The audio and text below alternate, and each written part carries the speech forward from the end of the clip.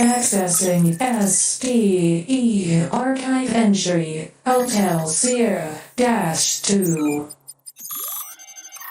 Access granted, presenting entry.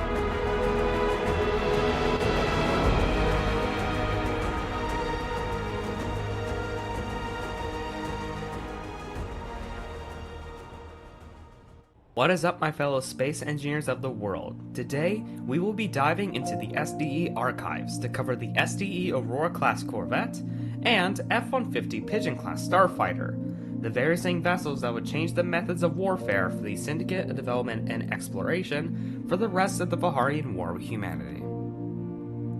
The Aurora class Corvette was produced by the Syndicate of Development and Exploration in the year 2505 as a gunboat to combat the ongoing threat of the Raider insurgents.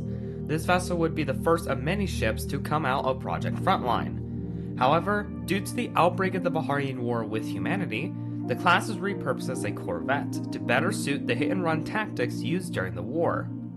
The gunboat design would later become the Airbender atmospheric gunboat, which would be used as an anti-armor role during the war. Later that same year, the F-150 Pigeon Starfighter was built as a multi-role starfighter to be used for all kinds of different missions. This starfighter was constructed to replace the Earth Defense Coalition's F-1500 starfighters that were in the SDE Navy at the time. The design phase of the fighter was a rough one, with many iterations being discontinued due to poor cost effectiveness, combat performances, and many other variables. This quickly ended with the outbreak of the Baharian War with humanity, where the SDE quickly began mass-producing the F-150 Starfighter, which at the time was the best option based on cost effectiveness and performance. These two vessels would serve the SDE Navy for the entirety of the 10-year Baharian War with humanity, and even continue to serve the SDE Navy during the exploratory Golden Age.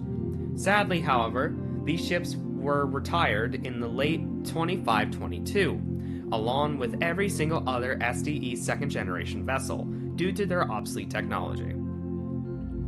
Nonetheless, these vessels revolutionized human ship engineering with the combination of human and Zolarian technology. These vessels were the beginning of a new age of human space warfare.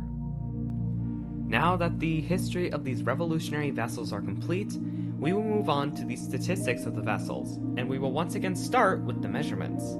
The Aurora-class Corvette has a length of 89.5 meters across its centerline, and a width of 46.4 meters across its beam. And with a mass of 2,262.9 metric tons, the Aurora was considered average size for a human Corvette, and its size gave it an incredible advantage in combat. Due to the multi-role capability of the F-150 Pigeon, it is a little bigger than traditional human fighters, with its total mass of 100.4 metric tons, and its length of 13.6 meters across its centerline, and its width of 12.5 meters across its beam. Despite its size, the F-150 Pigeon has an impressive maneuverability, with its forward acceleration at an impressive 31.25 meters per second, and its less impressive backwards acceleration of negative 10.3 meters per second. In addition to the Starfighter, the Aurora-class Corvette can also reach exceptional maneuverability, with its forward acceleration of 19.6 meters per second, and its backwards acceleration of negative 8.33 meters per second.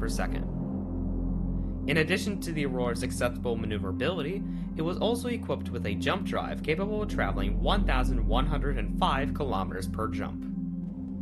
Despite the F-150 Pigeon Starfighter's multi-role capability, the Starfighter only took one pilot to fully operate her.